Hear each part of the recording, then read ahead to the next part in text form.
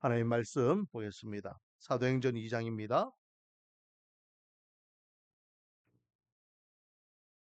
42절부터 마지막 절 47절까지입니다.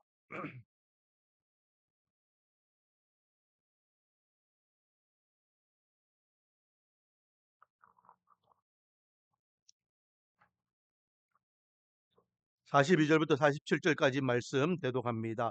42절부터입니다. 그들이 사도의 가르침을 받아 서로 교제하고 떡을 떼며 오로지 기도하기를 힘쓰니라. 사람마다 두려워하는데 사도들로 말미암아 기사와 표적이 많이 나타나니 믿는 사람이 다 함께 있어 모든 물건을 서로 통용하고 또 재산과 소유를 팔아 각 사람이 필요를 따라 나눠주며 날마다 마음을 같이하여 성전에 모이기를 힘쓰고 집에서 떡을 떼며 기쁨과 순전한 마음으로 음식을 먹고 하나님을 찬미하며 또 온 백성에게 친송을 받으니 주께서 구원받는 사람을 날마다 더하게 하시니라. 아멘. 할렐루야. 오늘도 하나님 앞에 나와 찬양 흥배 예배로서 하나님 앞에 영광 돌리고 주신 말씀을 붙잡고 기도의 자리로 나가는 저 여러분에게 하나님이 한량없는 은혜와 축복이 가득하기를 주님의 이름으로 축원드립니다. 자, 오늘 제목을 한번 같이 읽어볼까요? 제목 시작. 이거하고 저거하고 다르니까 교회의 원형. 교회의 원형이라는 것은요, 교회의 원초적인 모습을 이야기합니다. 교회의 원초적인 모습. 우리가 2장은 이 땅에 교회가 세워지는 장면을 이야기하고 있죠. 처음 교회는 성령께서 강력하게 임재하심을 통해서 이 땅에 교회가 세워졌습니다. 그래서 성령의 충만함을 받아야 된다라고 우리가 앞에 한번 말씀을 나누었죠. 그리고 그 이후에 성령 충만을 받은 사도들과 120명의 성도들이 밖에 나가서 복음을 전하게 되죠. 이 이야기를 들은 많은 사람들이 의아해합니다. 우리는 각각 다른 지방에서 다른 나라에서 온 사람들인데 어떻게 갈릴리 너희들의 이야기를 우리가 다 알아듣지? 너희들이 술 취해서 술 주정하는 거 아닌가? 라고 할 때에 14절부터 36절까지 베드로가 그게 아니다. 우리는 성령 충만함을 받아서 너희들이 죽였던 그 예수가 바로 우리의 메시아가 되고 구원자가 되신다라는 것을 쭉 설교하게 되는 것을 보게 됩니다. 그리고 37절부터 지난주에 42절까지 이 복음의 말씀을 듣는 사람들이 찔려서 그러면 우리가 어떻게 해야 되느냐?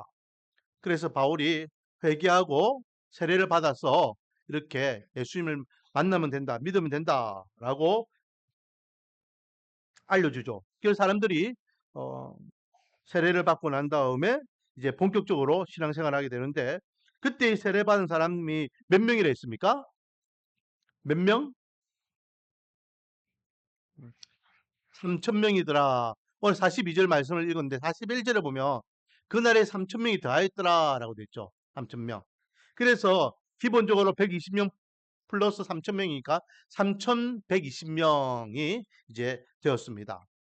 그리고 그 이후에 이제 42절부터 보면 그들이 사도의 가르침을 받아 서로 교제하고 떡을 떼며 오로지 기도하기를 힘쓰니라. 그러니까 이 한 절이 뭐냐면 교회예요, 교회. 교회. 3,000명이 이제 예수 믿고 세례받고 예수 믿게 되었고 그들이 이제 매일같이 모여가 뭐 했습니까? 42절 가르침을 받고 떡을 떼며 교제하고 기도했다. 이게 교회잖아요. 그 구원받은 사람들의 모임이 교회라는 것입니다. 자, 그런데 좀 더 오늘 본문을 입각해서 교회가 어떤 곳이냐? 교회가 어떤 곳이냐? 교회에서 뭐 하느냐? 우리 그 교회 도서관에도 보면 교회가 무엇인가라는 제목으로 교회론에 대한 책들이 많이 있습니다. 교회에 대해서 이야기할 때 이거는 학문으로 접근하면 안 돼요. 지식만 이렇게 갖고 교회는 이렇다라고 이야기할 것이 아닙니다. 교회는 신앙 공동체예요. 종교적인 공동체도 아니고 또 어떤 시스템도 아니라 신앙이 기반이 되어야 됩니다. 신앙. 하나님을 향한 믿는 하나님의 백성들이 교회이고 그들이 어떻게 세워지느냐에 따라서 교회가 건강한 교회로 세워지느냐 아니면 건강하지 못한 교회로 세워지느냐로 나눠지게 되는 거죠. 자, 그래서 오늘은 이 초대교회의 모습을 보면서 오늘날 우리 말씀과 은혜 교회가 어떤 교회가 되어야 되는지, 그리고 우리 교회가 부족한 부분이 무엇인지 한번 돌아보는 시간 되기를 원합니다. 자, 첫 번째 42절에 보니까 그들이 되죠. 그들이가 누굴까요? 그들이 예수 믿고 세례받아서 하나님의 백성이 된 사람들이죠. 응? 집중적으로는 그 3,000명, 좀 더 나아가서는 120명의 성도와 함께하고 있는 그 초대교회, 그 초대교회 성도들이 이 말입니다. 그들이 무엇을 받았다? 사도의 가르침을 받았다. 사도의 가르침. 그렇습니다. 교회는요, 기본적으로 밑바닥이 돼야 되는 게 뭐냐? 말씀이에요, 말씀. 말씀 위에 세워져야 됩니다, 말씀. 왜? 이 약속의 말씀이 저와 여러분을 구원했잖아요. 우리가 믿는 그 믿음의 근간은 약속의 말씀이에요. 그렇기 때문에 말씀을 우리가 등한시할 수 없습니다. 철저하게 말씀에 붙들림 받은 삶을 살아야 되고, 그 말씀이 누구로부터 지금 선포되고 있습니까? 사도들이 가르침으로부터 선포되고 있습니다. 그렇기 때문에 제가 누차 이야기하지만 목사님과의 관계가 좋아야 돼요. 왜? 목사님들은 하나님의 말씀을 대언하는 자들이잖아요. 꼴도 보기 싫은 목사가 앞에서 설교하는데 그 말씀이 받아 들어지겠습니까? 안 들으시죠. 그렇기 때문에 목사님들과의 관계가 좋아야 돼요. 왜? 목사님들과의 관계가 좋아야지만 그 목사님을 통해서 선포된 하나님의 말씀이 내 귀에 들려지게 되고, 그 말씀이 내 귀에 들려져야지만 내 믿음과 신앙이 건강하게 세워질 수 있기 때문에, 그래서 목사님들과의 관계가 좋아야 된다라는 것입니다. 자, 반석이 세워진다라는 의미는 우리가 잘 알고 있습니다. 예수님께서 이미 마태복음 7장에 보면 반석 위에 세운 집에 대한 비유의 말씀을 하셨죠. 반석 위에 세운 집은 어떤 집이라 했습니까? 튼튼한 집이라 했어요. 그래서 비바람이 몰아쳐도 그런 집은 무너지지 않는다 했습니다. 비바람이 무엇입니까? 환난과 핍박과 역경과 어떤 인생의 문제들, 이런 문제들이 휘몰아쳐서 강력하게 나를 넘어뜨리려고 해도 반석 위에 세운 집은 무너지지 않는데요. 하지만 모래 위에 세운 집은 그런 것들이 조금만 몰아쳐도 기초가 없기 때문에 와르르 무너진다 했습니다. 예수님께서 그 비유의 말씀을 하시면서 뭐라고 이야기하셨습니까? 마태복음 7장에 보면은, 그러므로 누구든지 나의 이 말을 듣고 행하는 자는, 나의 이 말을 듣고 행하는 자가, 이 말이 누굽니까? 하나님의 말씀, 예수님의 말씀을 이야기하죠. 말씀을 듣고 그 말씀대로 살아가는 자는 반석 위에 세운 집이다라고 말씀하고 있습니다. 하지만 말씀을 듣고 그 말씀대로 살아가지 못하는 자는, 또 그 말씀 없이 그냥 살아가는 자들은 유혹과 시험거리가 올 때에 흔들릴 수밖에 없다라는 말씀이죠. 그래서 교회도 마찬가지예요. 교회도요. 음. 어 2주 전인가요? 2주 전에 제가 오른교회에 우리 교회 좀 도와달라고 재정 이렇게 요청을 하는 편지를 보냈는데, 어 이게 실사하는 분들이 오셨어요. 오셔 가지고 우리 교회 둘러보고 저하고 한 30분 정도 이제 이야기를 나누고 가셨는데, 음 "목사님, 목사님의 목회의 방향은 뭡니까?" 물어보더라고요. 그래서 "나는 말씀 사역이다." 그 "우리 교회 이름이 말씀의 은혜 교회 아니냐?" 하다가 그렇게 말씀 사역으로 바꿔왔습니까? 아닙니다. 우리는 처음부터 말씀 사역으로 세워진 교회입니다.라고 이야기했어요. 한 사람이 말씀으로 세워지는 게 얼마나 중요한지 모릅니다. 한 사람. 건강한 믿음의 사람이 되기 위해서는 건강한 말씀이 필요하죠. 그리고 그 말씀 가지고 함께 하나님께 주시는 꿈을 향해 달려가는 것이 건강한 교회라고 저는 생각합니다. 원하기는 우리 말씀 은혜 교회 성도님들은 어쨌든 하나님의 말씀 붙잡아야 돼요. 어쨌든. 말씀이 없으면 시험과 유혹이 오면 금방 무너집니다. 그래서 42절에 보면 제일 첫 번째 교회의 모습은 교회의 기초가 되는 것은 말씀이다. 사도들이 가르침을 받아라고 이야기하죠. 그리고 그 이후에 서로 교제하고 떡을 떼며라고 하면서 교제를 이야기하고 있습니다. 교제. 여러분 서로 교제하고 떡을 뗀다라는 것을요. 오늘날 우리식으로 이야기하면 무엇과 같습니까? 이 말씀은 나중에 또 46절에도 연결되어 있죠. 날마다 마음을 같이하여 성전에 모이기를 힘쓰고 집에서 떡을 떼며 기쁨과 순전한 마음으로 음식을 먹고라고 되어 있어요. 집에서 떡을 떼며 기쁨과 순전한 마음으로 음식을 먹고라고 되어 있죠. 이게 뭡니까? 식사를 이야기해요. 식사. 같이 먹는 거예요. 식구는 같이 한 상에서 같이 밥을 먹는 게 식구예요. 그래서 교회는 같이 밥을 먹는 게 중요합니다. 같이 밥을 먹는 게. 밥을 먹으면서 이런 이야기 저런 이야기 하면서 서로 알아가고 위로하고 격려하고 그것이 좀 이제 전문화된 것이 오늘날 우리 교회 같은 경우에는 사랑방 모임이 되죠. 사랑방. 사랑방 모임 시간대에 같이 떡을 떼고 교제하면서 지난 일주일 동안 은혜 받은 것을 나누고 또 함께 위로와 격려가 있는 시간을 가지는 겁니다. 이 말은 요즘 제가 싫어하는 프로그램들이 몇 개 있는데 그 중에 이제 혼자 사는 프로그램도 있잖아요. 나 혼자 산다, 뭐 미운 오리 새끼인가, 우리 새끼인가, 그 뭐 전부 다 혼자 사는 데에 얼마나 낭만적으로 잘 삽니까? 자기 하고 싶은 대로 막 이렇게 하는데 여러분 그 사람들이요 나중에 70, 80 늙으면 어떻게 될까요?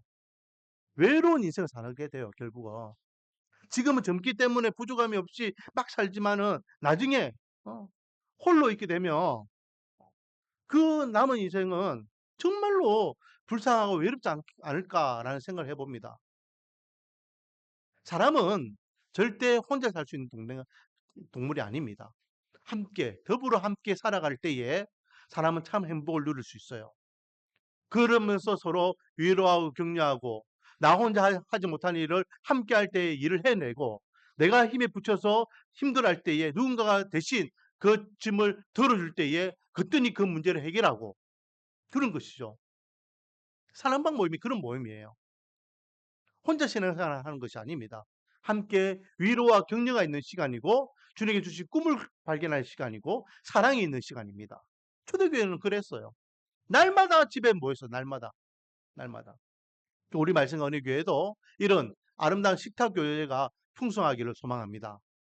지금은 뭐 여의치 않아서 이제 교회에서 이렇게 모이고 또 하지만은 나중에는 이게 확정돼 가지고 사랑방 모임들이 아름다운 그런 모임들이 되기를 소망해 봅니다. 그리고 세 번째는 42절을 보니까 오로지 기도하기를 힘썼다. 오로지. 이거는 1장 14절 말씀에 나와 있죠. 예수님께서 성령을 기다리라라고 할 때에 그 120명이 예수님의 성전을 이제 환송하고 난 다음에 다락방에 와가지고 뭐 했습니까? 오로지 기도에 힘썼다. 오로지. 오로지는 오직 기도에 힘썼다는 겁니다. 집중했다는 거예요. 교회에서 기도가 사라지면 더 이상 교회는 힘을 발휘할 수 없습니다. 지난주에 우리가 말씀을 나눴지만은 예수님의 사역에 있어서 1번이 뭐라 했습니까? 기도를 했습니다. 기도. 기도를 하지 않는 사람은 영적으로 교만한 사람이다라고 이야기했죠. 기도할 때에 하나님께서 일하십니다. 기도할 때에 하나님께서 영광 받으십니다. 기도할 때에 역사가 일어날 줄 믿습니다. 그러므로 우리 말씀 은혜교회도 초대교회 성도들처럼 강력하게 기도하는 교회가 되기를 원하고 그래서 우리 교회는 우리 교회만 갖고 있는 기도 모임들이 있죠. 뭐 월사 새벽기도 같은 경우에는 하는 교회들이 있어요. 몇 교회들이 있어요. 월사 새벽기도, 수요기도회 이런 기도들은 새벽기도에는 웬만한 교회들은 다 합니다. 우리 교회만 하는 기도가 뭐가 있습니까? 369 기도에 있죠. 369 기도. 분기별로 한 번씩 하잖아요. 3월달, 6월달, 9월달 이스라엘 백성들이 소망 없는 바벨론 땅에서 하나님 앞에 간절히 3번 기도할 때에 하나님께 그들의 기도를 들어주셨던 같이 소망 없는 인생을 살아가는 저와 여러분이 하늘의 소망을 바라보며 간절히 기도할 때에 하나님께서 저와 여러분의 기도를 들어줄 줄 믿습니다. 기도의 열매를 우리가 누려야 될 줄 믿습니다. 그리고 이제 3, 6, 9인데 이제 12월 달을 안 하고 11월 달에 대신해서 우리 다니엘 기도회를 같이 하죠. 다니엘 기도회. 이 땅에 16,000교회가 함께 한 기도 제목을 가지고 함께 기도하는 거. 참 은혜가 넘칩니다. 한 마음으로 찬양하고 또 같이 간증을 통해 은혜를 받고 또 한 기도 제목을 갖고 함께 기도한다. 그게 우주적인 교회잖아요. 이 땅의 교회들이 그리스도 안에서 우리가 한 가족인 것을 우리는 경험하게 되는 귀한 시간입니다. 이렇게 우리 교회는 기도를 강조하고 있습니다. 그런데 여러분, 기도는 언제까지가 기도입니까? 응답받을 때까지. 응답받기 위해서는 우리가 그냥 형식적이고 종교적으로만 기도하는 것이 아니라 기도를 해야 된다고 아는 것으로만 멈추는 것이 아니라 하나님을 향한 확실한 믿음으로 기도해야 됩니다. 그래서 예수님께서 뭐라 말씀하셨습니까? 내 믿음대로 될 줄 알았어요. 내 믿음대로. 우리가 어떻게 기도하느냐의 그 기도의 믿음의 분량대로 응답이 이루어진다는 거예요. 믿지도 않는데 기도만 하는 것은 아무 의미가 없습니다. 확실한 믿음을 가지고 하나님의 역사를 사모하면서 하나님의 주권을 선포하며 기도의 자리로 나갈 때에 하나님께서 반드시 은혜를 허락해 주실 줄 믿습니다. 그리고 계속해서 43절부터 46절까지는요. 저는 이것을 같이 묶어서 이야기하는데 45절까지 이것을 묶어서 이야기하는데 이거는 읽어볼게요. 사람마다 두려워하는데 사도들로 말미암아 기사와 표적이 많이 나타나니 믿는 사람이 다 함께해서 모든 물건을 서로 통용하고 또 재산과 소유를 팔아 각 사람이 필요를 따라 나눠주며라고 되어 있어요. 자, 먼저는요. 44절, 45절에는 사람들이 자기 물건을 서로 나눠줬대요. 그래서 사장에 보면요. 사장에 보면은 초대교회는 무엇이 없었더라? 가난한 자가 없었더라. 제가 얼마나 많이 이야기했으면은 이제 집사님 바로 튀어나오잖아요. 자, 4장 34절 보세요. 그 중에 가난한 사람이 없으니 이는 바깥 집 있는 자는 팔아 그 판 것의 값을 가져다가 라고 있어요.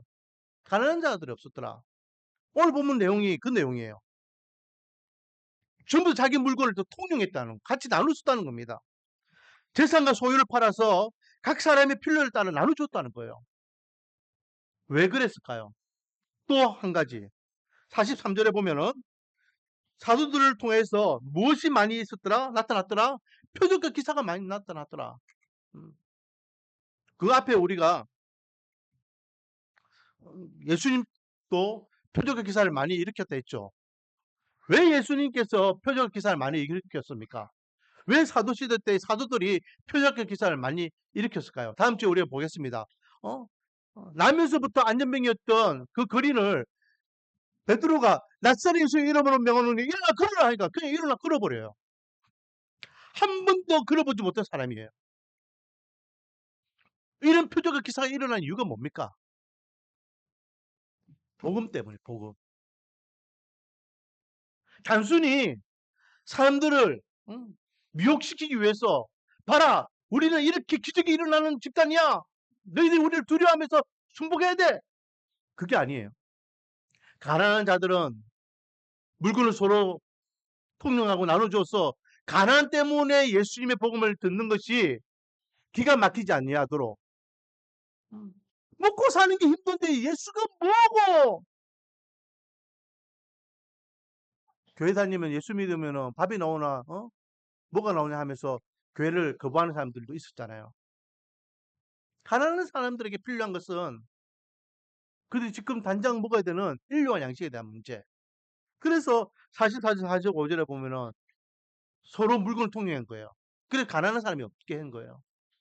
병든 사람이 있다고 생각해 보세요. 끙끙거리면서 아파가지고 신우신우 하는데 옆에 가가지고 예수 믿어야 됩니다. 예수 믿어야 됩니다. 믿어지겠습니까? 어느 집사님이 교회를 안 나와가지고, 집사님, 그래도 주일날 교회 나와주셔야 됩니다. 그럼 예배를 들으셔야죠. 그래가 삐져가지고, 목사님은 내 마음도 모르고 내가 아파가지고 힘든데 교회 안 나온다고 저렇게 보챈다면서. 시험 드는 분들 제가 봤어요. 10년 동안 별의별 사람을 제가 다 만나봅니다. 우리 교회 사역하면서. 근데 오늘 본문을 비춰보면요. 그럴 수 있어요. 왜? 지금 내가 지금 힘들어 죽겠는데 어, 교회 나오라 하고 예배 드리라 하고 만사가 귀찮은데 내 아들이 지금 아파 있는데 교회를 나와야 된다 안 나와야 된다. 그러면 귀가 안 열리면은 마음의 문이 안 열리는 거예요. 그렇기 때문에 기적과 표적이 많이 일어났고 초대교회는 물건을 손으로 통용하면서 가난한 자가 없었더라.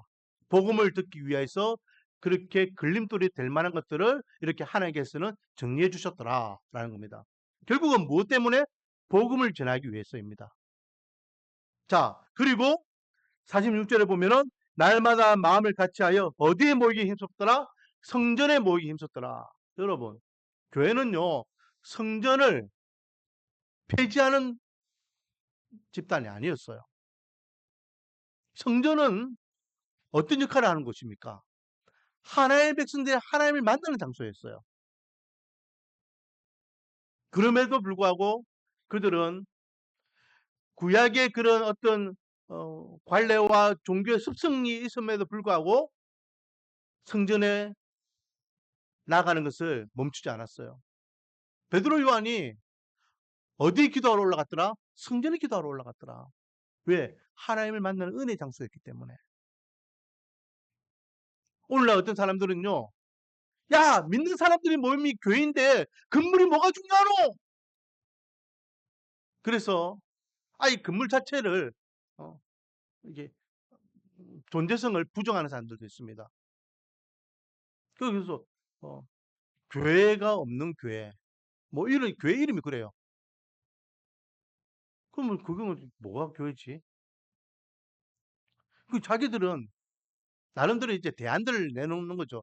정말로 성경적인 교회가 어떤 교회인지 대안들을 내놓는 그런 나름대로는 고민하고 그렇게 교회를 세우는데 그러다 보면 사람들이 모이면은 같이 모여서 예배를 드려야 되고 사람들이 모이게 되면은 조직이 세워져야 되고 사람들이 모이게 되면은 어떤 역할을 하게 되고 사업을 하게 되는데 그러면 기성교회가 했던 그 폼을 어느 일부분은 따라가야 되는데 그런 것들을 원천적으로 다 부정하면서 우리는 우리 나름대로 교회, 성경적인 교회를 한번 만들어 보겠다. 그렇게 시작하는 것들을 보게 됩니다.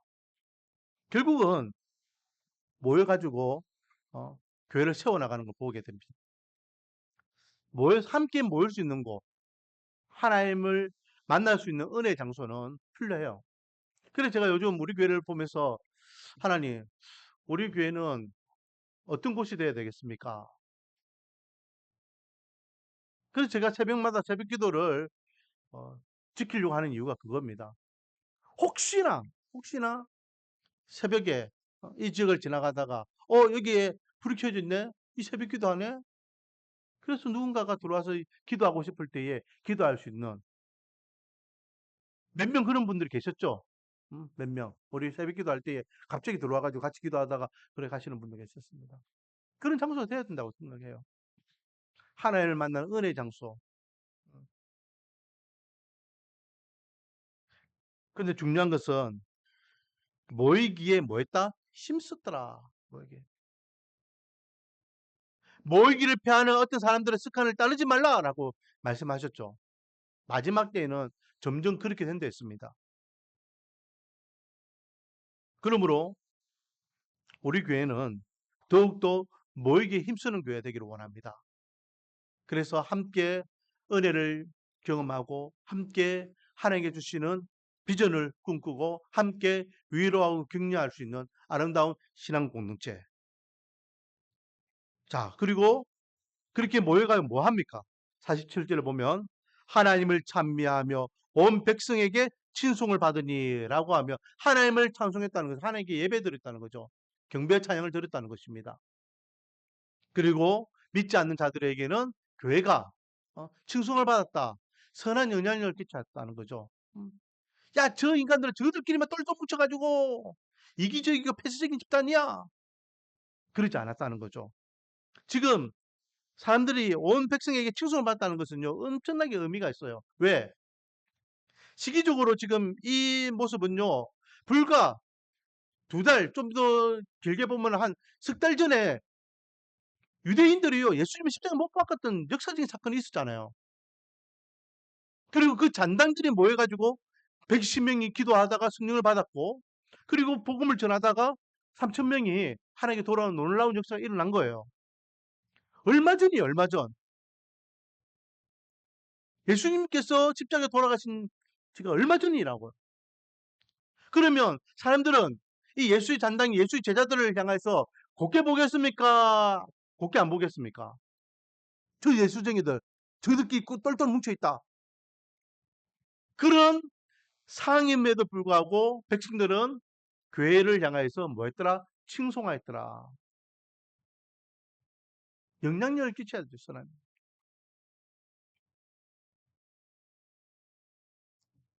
자, 우리 말씀과 은혜 교회도 이런 교회가 되기를 원합니다. 우리 교회도 정말로 하나님의 말씀에 세워지는 교회, 그리고 성도 교자가 있는 교회, 오로지 기도에 힘쓰는 교회, 복음을 위해서 기적과 표적이 일어나는 교회, 그리고 날마다 모이기에 힘쓰는 교회, 그리고 하나님 앞에 찬양 예배와 예배를 드리는 교회, 믿지 않는 자들에게는 인정받고 칭찬받는 교회. 할렐루야. 자, 그런데요, 제가 오늘 본문을 묵상하면 너무 안타까운 게 있어요.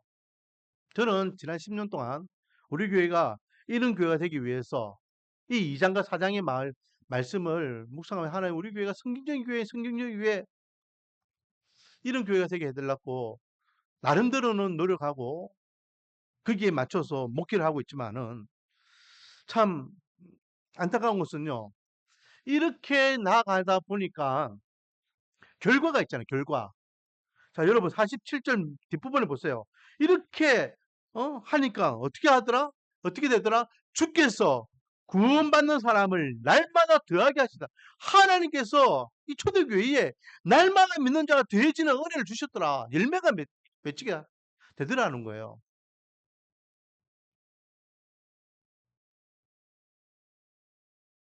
말씀과 기도로서 세워지고 성도의 교제가 있고 모이기 힘쓰고 예배가 있고 복음이 있고 믿지 않는 자들에게는 선한 영향을 끼치기 위해 노력하고 하나님께서 그래서 그 교회에 날마다 믿는 자가 되어줘서 열매 맺는 은혜가 있었는데 우리 교회를 돌아보며 하나님 우리 교회가 그래도 말씀대로 살아가려고 노력하고 말씀대로 세워지려고 노력하고 기도의 끈을 놓치지 않으려고 하고 어쨌든 복음 안에서 세워지려고 또 성도의 교제를 나누려고 예배에 있어서는 감동 감격이 있는 예배 형식적인 종교적인 것을 철저하게 안 드리고 정말 은혜 가운데 예배 드리려고 노력하는데 왜 우리 교회는 구원받는 사람이 날마다 다하지 않을까요? 라는 의문을 품게 됩니다. 그러면서 저 혼자 답을 찾은 게 뭐냐? 아, 수준 미달이구나. 수준 미달이구나. 어, 음. 우리 은빈이가 이게 요즘 운전 학원에서 하잖아요. 장내 이렇게 시험 쳤잖아요. 그렇죠? 75점 맞았어요. 삐 해가지고 떨어졌어요. 80점 받아야지 합격이잖아요. 수준 미달인데 70점 받아서 72점 떨어졌어요. 80점을 받지 않으면 떨어진 거예요. 아, 우리 교회가 나름대로 이렇게 한다고 하지만은 이 부분 중에서 미달이 있구나, 미달이. 하나님이 보실 때에 우리 교회가 하나님의 기준에 음, 합격선이 부족하구나. 그러니까 하나님께서 날마다 믿는 자를 더해주지 않으시는 걸까? 라는 생각에 도달하게 되었어요. 그래서 이 밤에는 우리가 함께 좀 기도해 보기를 원합니다. 하나님, 무엇이 부족합니까? 음, 하나님께 원하시는 교회가 되기 위해서는 우리 교회가 어떤 교회가 되어야 되겠습니까? 그냥 단순히 교회가 성공이라는 그런 어떤 이미지적인 교회가 아니라 날마다 구원받는 사람이 더해지는 교회, 우리 교회를 통하여 구원의 역사와 구원의 열매 맺는 자들이 많아지는 교회 되기를 원합니다. 그래서 월화수 이번 주 3일 동안 새벽기도 할 때에 그동안 우리 교회를 지나갔던 분들, 이제 생각나는 분들, 막 얼굴 떠오르는 분들을 쭉 빠르게 이렇게 슬라이드 돌리면서 하나님, 그분들이 지금 어디에 있습니까? 어디에 있든 어느 교회에 있든 신앙생활 잘했으면 좋겠습니다. 어, 라고 기도를 하고 있어요, 지금. 3일 동안 그렇게 기도했고. 음, 우리 교회를 스쳐 지나갔던 사람들이 그래도 우리 교회를 통해서 복음을 들었더라면, 또 예배를 통해서 은혜를 경험했더라면, 정말로 예수님을 온전히 만나서 우리 교회에서의 사역은 짧은 기간이었지만 그들이 어느 교회에 있든지 바른 신앙생활을 가져서 천국에서 다시 만날 수 있는 그런 은혜가 있기를 원한다라고 기도하고 있어요. 그게 교회잖아요. 교회는요, 구원받는 사람들이 날마다 더해지면 되는 거예요. 앞으로도 우리 교회가 그런 교회가 되었으면 좋겠습니다. 음, 그래서 하나님 앞에 섰을 때에 말씀과 은혜 교회를 통하여서 정말로 말씀을 잘 배우고 신앙생활을 잘하여서 하나님 앞에 구원받는 자들이 이만큼 많은 열매를 맺어노라라고 하나님 앞에 칭찬받는 교회 되기를 소망합니다. 이 시간 우리가 우리 교회의 소망을 위해서 두 가지를 위해서 기도하겠습니다. 첫 번째는요, 하나님, 우리 교회가 지금 부족한 부분이 무엇입니까? 말씀, 기도, 교제, 또 어, 예배와 또 섬김, 이런 것들이 오늘 본문에 쭉 나와 있는데, 이런 것들 중에 우리 교회가 부족한 것이 무엇이 있습니까? 그리고 두 번째는 우리 교회를 통하여 날마다 믿는 자가, 날마다 구원받는 자가 더해지는 은혜를 주십시오. 그 우리 교회를 통하여서 구원의 열매가 맺어지는 은혜를 달라고 기도하기를 원합니다. 그래서 교회 역할을 잘 감당하여 하나님 앞에 섰을 때에 잘했다 인정받고 칭찬받는 우리 말씀과 은혜의 교회가 되기를 주님의 이름으로 축원드립니다. 우리 찬양